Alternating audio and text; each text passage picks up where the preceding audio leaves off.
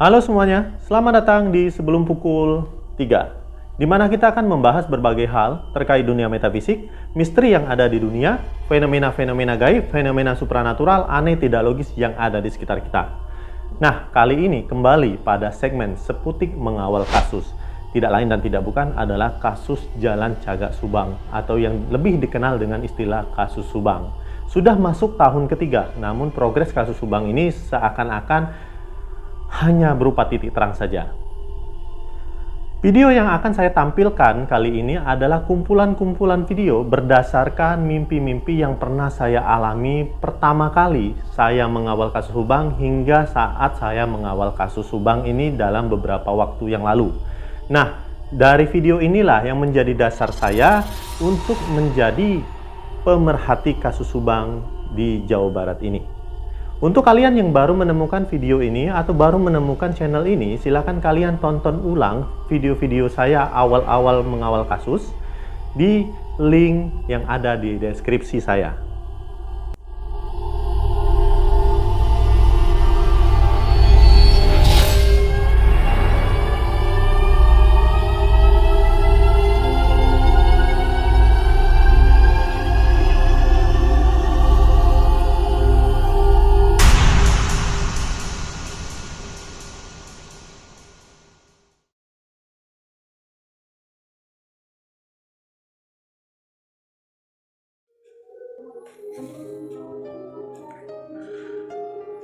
Video kali ini saya hanya akan memberikan sebuah informasi yang saya dapat saat tadi sore, ya, tepatnya waktu maghrib. Saya datangi oleh sesosok entitas energi yang tidak bisa dikatakan bahwa itu adalah bangsa jin, karena energi ini sangat berbeda. Saat itu saya tengah santai, karena saya kebetulan baru tiba di kantor saat itu. Dan ketika saya sedang menikmati waktu santai saya, energi itu datang dan mengaku-ngaku dia bernama seseorang yang sudah meninggal beberapa bulan yang lalu. Dan dia meminta kepada saya untuk menyampaikan sebuah clue atau petunjuk yang nantinya diharapkan orang-orang yang mampu dan mengerti akan mengetahui maksud dari apa yang akan dia sampaikan nanti. Langsung saja ya. Seperti yang kalian ketahui, ada sosok wanita di dalam gambar itu. Saya tidak akan mengatakan bahwa itu adalah sosok korban tadi, tapi inilah entitas yang mendatangi saya dan memberikan saya 3 buah petunjuk untuk saya publikasikan. Yang pertama, di sebelah kanan gambarnya terdapat satu cangkir gelas berisi, itu warnanya hitam, gelas berisi kopi. Dan dia mengatakan bahwa kopi itu merupakan kopi yang pahit dengan sangat sedikit gula. Terletak di dalam gelas berwadah kembang. Saya tidak tahu kembangnya apa, tapi dia berwarna merah agak kekuning-kuningan. Motifnya seperti itu. Dan gelasnya berwarna putih. Dan di tengah gambar, itu saya visualisasikan seperti apa yang dia tampilkan kepada saya. Seekor burung yang sayapnya membentang, tetapi sayap kanan pada burung itu terputus. Saya tidak tahu jenis burung ini apa, tapi besaran burung itu seperti burung dara atau burung merpati lah.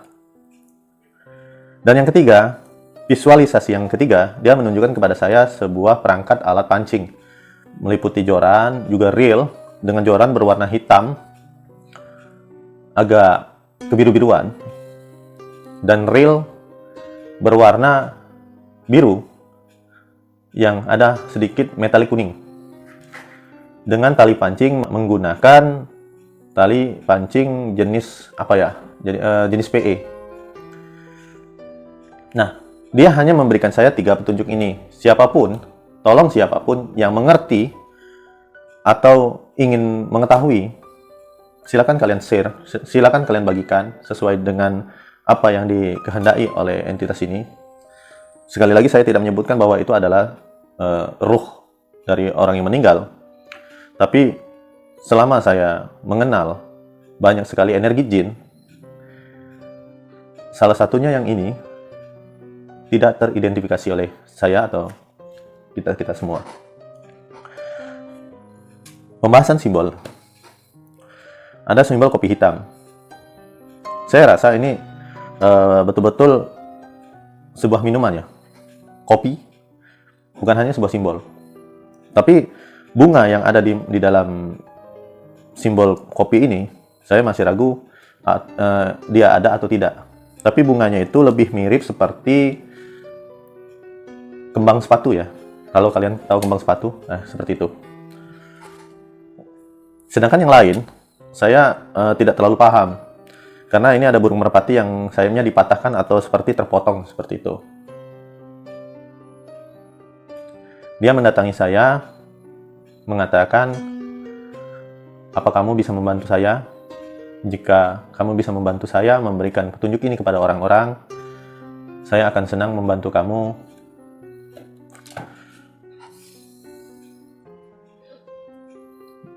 Membantu kamu untuk viral, ya, kayak gitu. Secara manusiawi, saya katakan ya, saya sedang mengelola sebuah channel YouTube ya. Saya betul-betul ingin menjadi seorang kreator yang sukses di bidang YouTuber misteri. Tapi dengan hal seperti ini, nurani saya mengatakan bahwa saya tidak butuh viral. Saya hanya ingin membantu jika memang petunjuk ini bisa digunakan oleh kita untuk mengungkap kasus yang terjadi di daerah Subang itu. Kalian bisa temukan di internet tentang kasus pembunuhan ibu dan anak di Subang, dan kalian juga bisa ikuti perkembangan terupdate ya tentang kasus tersebut. Dan memang hingga saat ini kasus tersebut masih menjadi perbincangan, masih menjadi penyelidikan oleh pihak kepolisian. Dan sekali lagi, saya mohon sekali lagi, sudahlah untuk men-share video ini. Siapa tahu ada yang mampu memperkirakan, ada yang mampu menyelidiki seperti detektif lah, kira-kira seperti itu, tentang petunjuk-petunjuk yang diberikan oleh entitas ini tadi.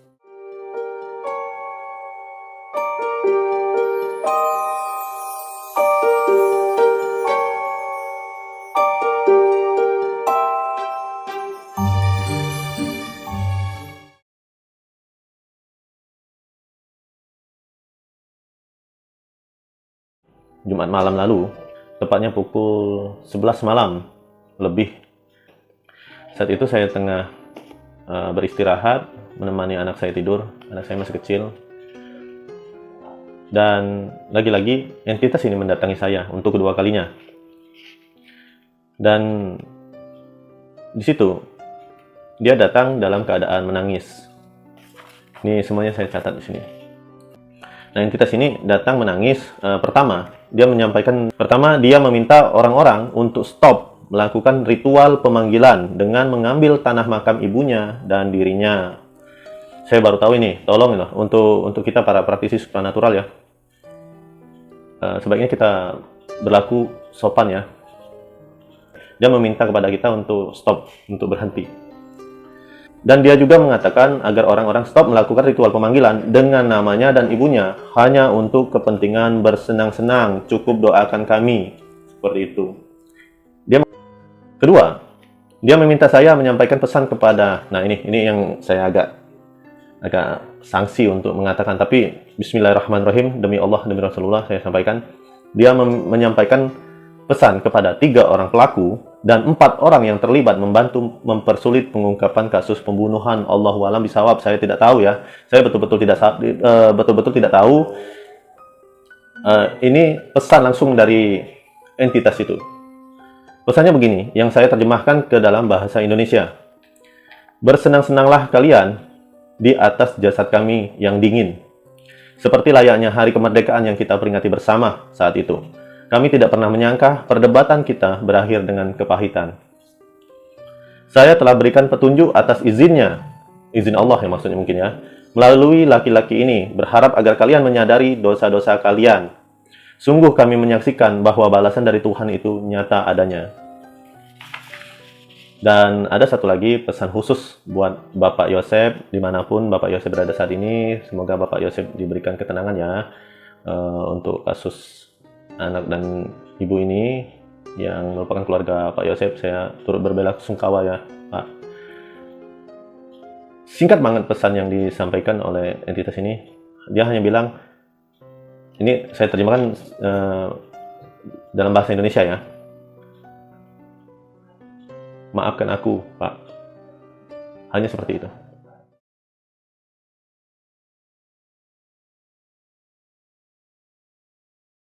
Beberapa bulan lalu, saya mendapatkan sebuah penglihatan melalui mimpi itu dari entiti yang seperti Amel ya, atau mungkin ya itu Amel gitu. Dan banyak sekali pro dan kontra di situ, tapi saya tidak menganggapnya sebagai sesuatu yang mengganggu lah ya. Pro dan kontra itu wajar banget, wajar banget. Nah, malam ini saya akan memberitahukan kembali bahwa beberapa waktu yang lalu, saat itu saya selesai sholat tahajud dan ingin sahur ya. Karena saya ada program puasa selama 90 hari penuh gitu. Ini malam ini, lagi-lagi saya tadi lagi santai mau menunggu sahur ini. Tiba-tiba saya seperti terdorong gitu, langsung terdorong banget. Dan ketika saya terdorong, saya itu ada di sebuah tempat, saya nggak tahu tempatnya seperti apa, tapi yang saya lihat itu sebuah tempat yang sepertinya itu halaman rumah TKP di Subang. Padahal saat ini saya tidak memikirkan ke situ. Saat ini saya tidak memikirkan ke situ.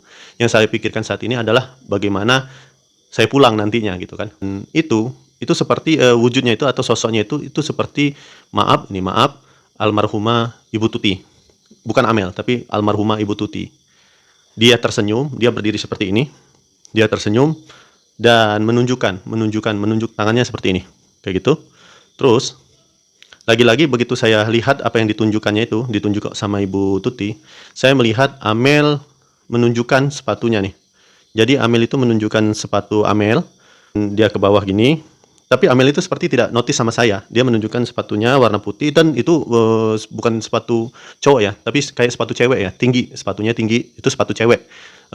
Sepatu Keds, tapi saya tahu kalau itu sepatu cewek.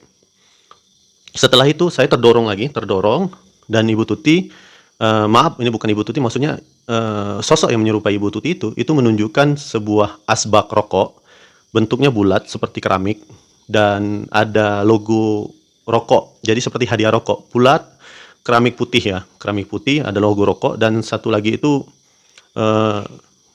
dia mengajak saya, seperti mendorong saya, kayak gini gitu, terus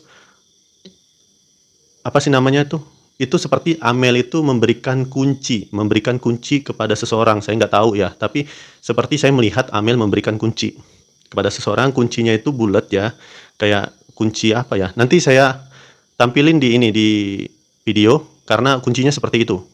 Insya Allah ada, terus nggak ada gantungan, cuman ada, apa sih namanya itu, kayak buletan untuk pengaitnya itu aja gitu kan. Nah, visual ini, itu sebelum saya malam ini dikasih lihat lagi, itu sudah saya beritahukan bahwa saya melihat visual. Itu pertama kepada pihak kepolisian, kedua itu kepada YouTuber Subang. Itu sudah saya beritahukan. Saya menghubungi mereka, saya sempat menghubungi, pokoknya YouTuber Subang saya nggak berani sebut karena saya belum ada izin ya. Saya membuat ini belum ada izin. Bahwa saya melihat itu. Dan malam ini, dan saya sudah lupa, itu diulangi lagi, ditunjukkan lagi. Saya nggak notice artinya apa. Dan saya minta kepada kalian untuk mencari tahu apa sebetulnya yang saya lihat itu. Saya nggak tahu ya. Saya cuma melihat sepatu warna putih, kayak sepatu Keds ya, bukan sepatu Keds, kayak sepatu olahraga warna putih, tapi itu sepatu cewek, bukan sepatu cowok. Karena alasnya tinggi. Terus asbak keramik warna putih juga. Di dalamnya, di tengah-tengahnya itu ada seperti logo rokok, jadi kayak asbak itu dari rokok gitu kan, dan kunci tadi. Selalu 3 seperti itu. Petunjuknya selalu 3 seperti itu. Memang saya abaikan karena kemarin itu setelah saya beritahukan kepada YouTuber Subang, juga kepolisian, setelah itu saya abaikan karena saya takut menjadi polemik nantinya.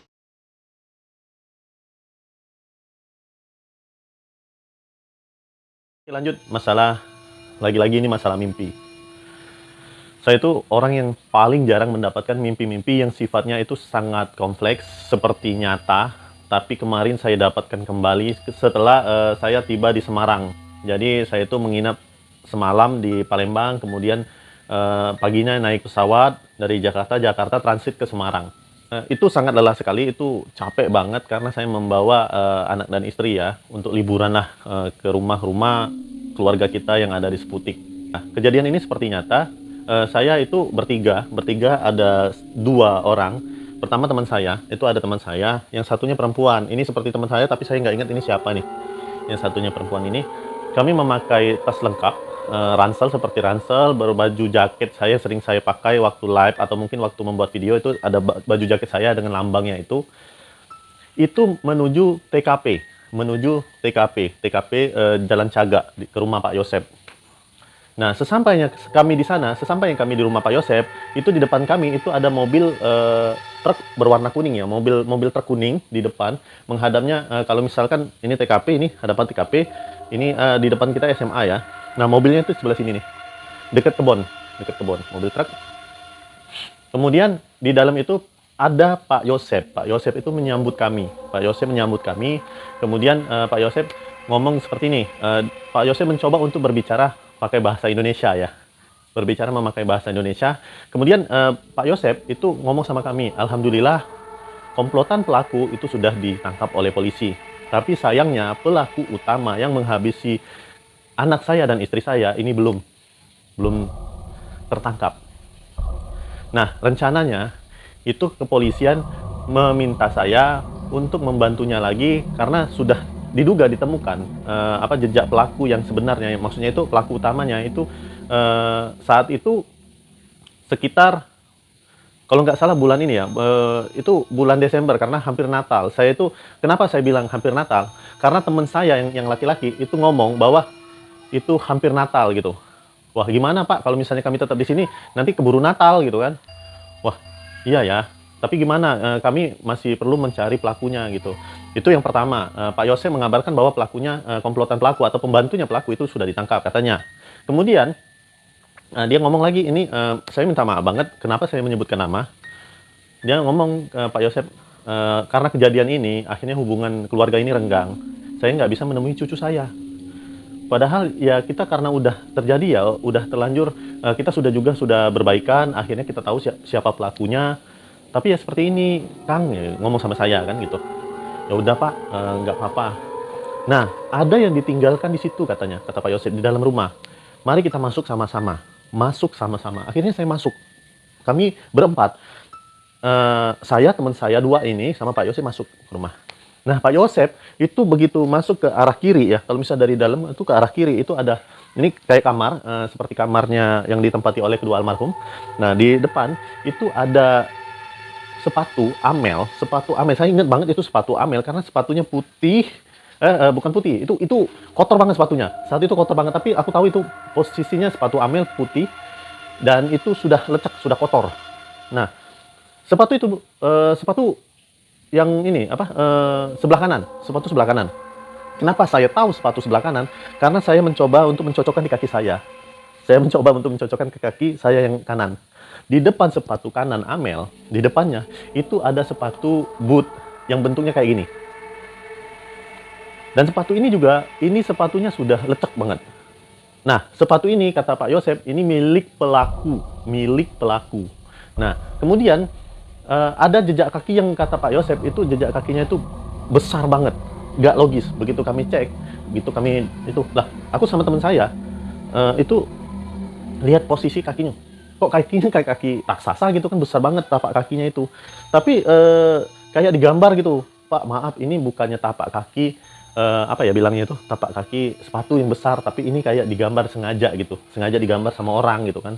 Kemudian kami itu melihat bercak darah itu di dinding, dinding dari jejak sepatu yang digambar tadi yang besar itu, yang nggak mungkin lah itu ya. Kemudian saya ke kamar sebelah sini ya, sebelah kanan itu kayak kamar, kata Pak Yosef ini nanti dibuat jadi kamar gitu kan.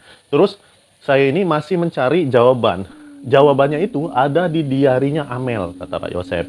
Maaf ya, Pak Yosep di sini itu Pak Yosep objek yang ada di dalam mimpi saya. Bukan berarti saya sudah berbicara dengan Pak Yosep. Jadi objek yang di dalam mimpi saya itu berbentuk Pak Yosep, bernama Pak Yosep juga. Jadi mirip banget wajahnya seperti Pak Yosep. Tapi beliau itu menunjukkan kepolisian itu mencari diari Amel. Diarinya Amel katanya. Udah kami itu berusaha banget, bersusah payah untuk mencari diari Amel. Sampai teman saya yang perempuan itu ngomong, emang zaman sekarang masih ada diari. Cewek itu biasanya kalau sudah ada handphone, dia bakalan nulis di handphone gitu kan. Atau mungkin nulis di media sosial. Lah gimana? Saya logis ya. Gimana nulis di media sosial? Kalau media sosialnya juga hilang gitu kan. Di dalam mimpi itu aku sempat ngomong kayak gitu. Udah kata Pak Yosep. Kalau gitu pokoknya kalau bisa nginep di sini dulu lah gitu kan. Kemudian Pak Yosep itu ke belakang gitu kan, ketemu sama tetangga-tetangga gitu. Cuman tetangga-tetangga tuh ngomong sama kami gitu kan. Kalian yakin masih tetap bantu beliau gitu? Karena ini kasusnya sudah mengerikan banget. Kami nggak mau terjadi apa-apa gitu. Itu pertanyaan banget bagi aku. Meskipun dalam mimpi itu pertanyaan kenapa. Dan posisi Pak Yosep di situ itu bajunya itu lusuh. Kemudian kayak dia itu akhirnya ditinggalkan sendirian gitu. Ditinggalkan sendirian. Sampai Pak Yosep manjat kelapa ya, mandi kelapa, dia ngambil kelapa, terus ngasih kami ini buah kelapa gitu kan, biar kalian jernih berpikirnya gitu. Ya udah kita minum gitu kan, kita minum. Kemudian Pak Yosep melanjutkan lagi ini omongan itu, dia ngomong soal kenapa gitu kan keluarganya di sana gitu kan nggak ada lagi yang mau ngurus gitu kan, padahal udah jelas siapa pelakunya gitu itu seperti itu mimpinya seperti itu. Mobil yang truk tadi kalau kalian baca dari awal, kalau kalian dengar dari awal, mobil truk di depan, mobil truk warna kuning yang ada di depan itu tiba-tiba klakson ke dalam rumah, ngelakson ke dalam rumah, ring gitu kan. Kemudian pergi mobil itu. Pak Yosep itu sempat mau ngejar. Mobil itu belum ini loh, itu mobil siapa gitu kan. Mobil truk itu mobil siapa gitu. Itu kok kalian biarin? Ya kan kami ngomong, ya kami kan nggak tahu gitu kan. Kami nggak tahu sama sekali. Itu aku kira orang cuma sekedar duduk aja. Itu aku yakin itu juga ada sangkut pautnya dengan kasus ini katanya. Sampai tersangka utamanya belum ditemukan, kita masih was-was gitu. Kita masih belum tenang gitu. Oh saya minta maaf Pak gitu kan. Udah mulai sore ya. Udah mulai sore, akhirnya kami ini pulang gitu. Saya tuh sempat mau ini ya, mau ngeplok tapi perasaan saya itu handphone saya itu nggak bisa dibuka-buka gitu loh. Kenapa? Ini apa error gitu kan? Karena saya merasa itu bukan mimpi, itu seperti kenyataan banget. Begitu saya nyetop Gojek sama teman-teman itu bukan Gojek tapi Gokar. Udah yuk kita masuk naik Gokar. Begitu mau naik ke dalam itu, begitu saya dadah sama Pak Yosep gitu kan. Mari Pak gitu kan. Bangun. Anak saya nangis minta susu.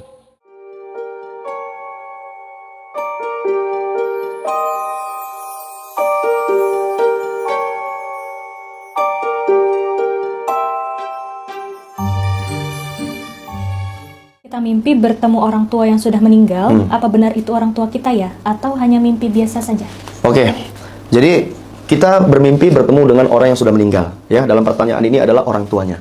Apakah yang di dalam mimpi kita itu benar orang tua kita? Atau hanya sekedar itu mimpi biasa atau bunga tidur saja? Jawabannya adalah benar. Bahwasanya itu adalah orang tua kita. Karena seseorang yang sudah meninggal itu bisa bertemu dengan kita yang masih hidup di dalam mimpi. Nah, jadi ini benar ya. Jadi seandainya ada orang yang mengatakan, kemarin aku bertemu dengan arwah ibuku di dapur, ia sedang memasak. Itu nggak benar. Karena tidak bisa bertemu kecuali hanya di dalam mimpi. Seandainya benar ada kejadian seperti itu, mungkin itu adalah jin ya. Nah, yang menjelma, ia sedang memasak di dapur. Nah, jadi itu jawabannya benar. Bahwasanya itu benar ibunya. Nah, maka apa dalil daripada pernyataan ini? Yang pertama, buka surah Az-Zumar ayat 42. Di dalam ayat itu disebutkan bahwasanya Allah menahan ruh orang yang sudah meninggal dan menahan ruh orang yang masih hidup saat ia sedang tertidur.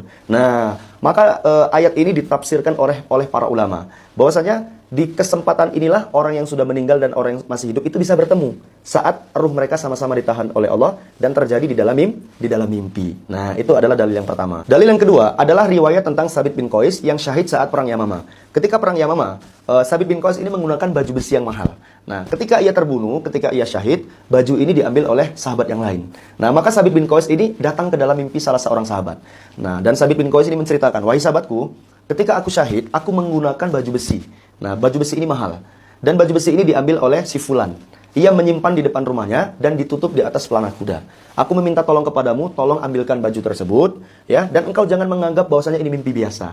Nah, Sabit bin Qais berpesan, tolong engkau ambilkan baju besi tersebut, dan tolong sampaikan kepada Sayyidina Abu Bakar bahwasanya aku memiliki hutang kepada si fulan dan si fulana. Dan ada si fulan di sana juga yang memiliki hutang terhadapku. Nah, aku meminta padamu sampaikan kepada beliau untuk melunaskan atau untuk menyelesaikan masalah ini. Nah, maka ketika sahabat ini terbangun, benar ia langsung memeriksa di rumah si fulan yang dimaksudkan. Dan benar didapatkan di situ ada baju besi yang diletak di depan rumah dan ditutup di atas pelana kuda. Maka masalah ini pun diceritakan akhirnya selesai.